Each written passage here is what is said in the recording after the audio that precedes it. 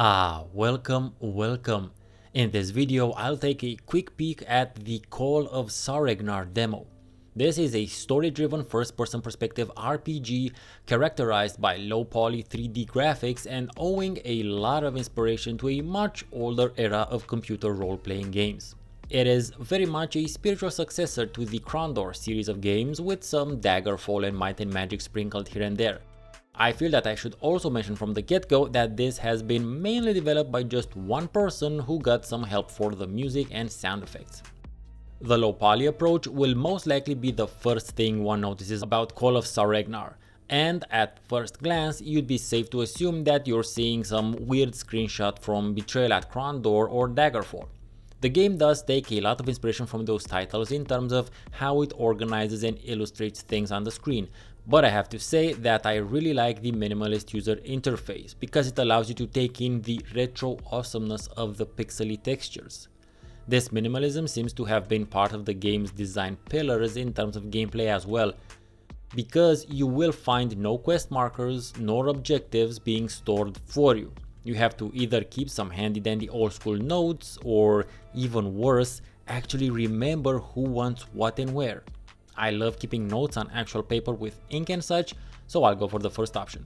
The game itself is story driven, which means that at least initially you will not be able to customize your characters, but who knows what future post-release development will bring.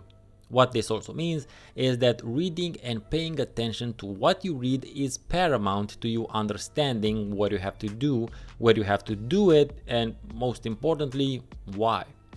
Like I said earlier, since there are no quest markers or objectives, you will have to keep a missions log on your own. The game will have a quest log which will record your past conversations, so that will help to some extent. Even though the game is story driven, the world itself is quite open within some engine limitations here and there, and most likely it will be filled with side quests and places to explore. Even the demo has these. For instance, there's an old lady who asks you to place flowers on her husband's grave since the temple is far away and she is old. And engaging in this quest, you will generally get a prompt with more dialogue between your protagonists that allows you to get to know them better. Also, if you explore the entire demo, you will find a hidden chest in a particular area that has a riddle lock, and riddles are so much better than lever puzzles.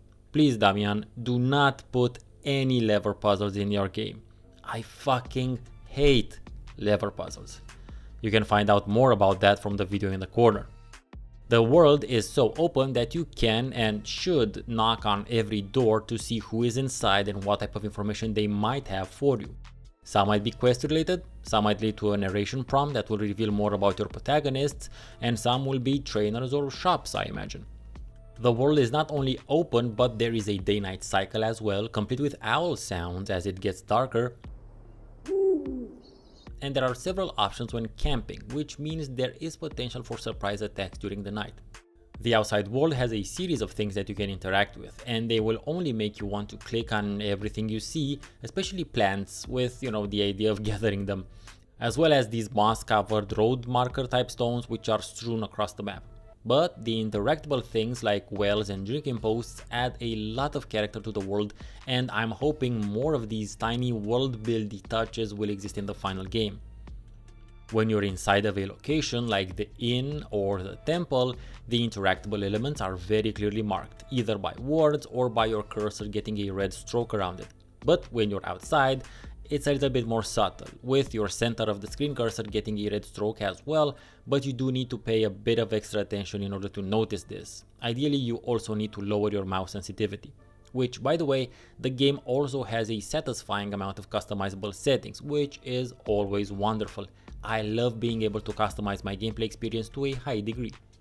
So I hope I have established that the world in Call of Saregnar is very well done, interesting and asking to be explored in depth. Now on to what doesn't seem to be the focus of the game, combat.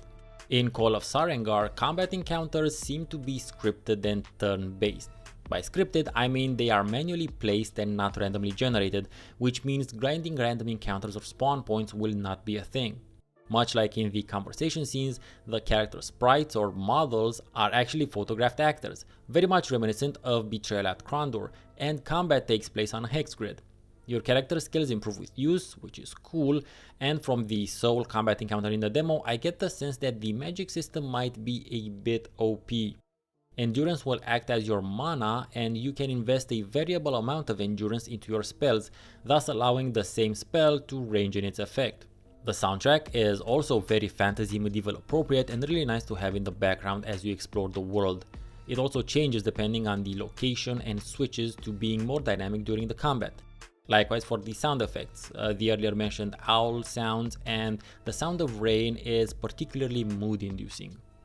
Call of Saregnar is more than promising. It is simply awesome, much more so when you think that it is being worked on by only one person.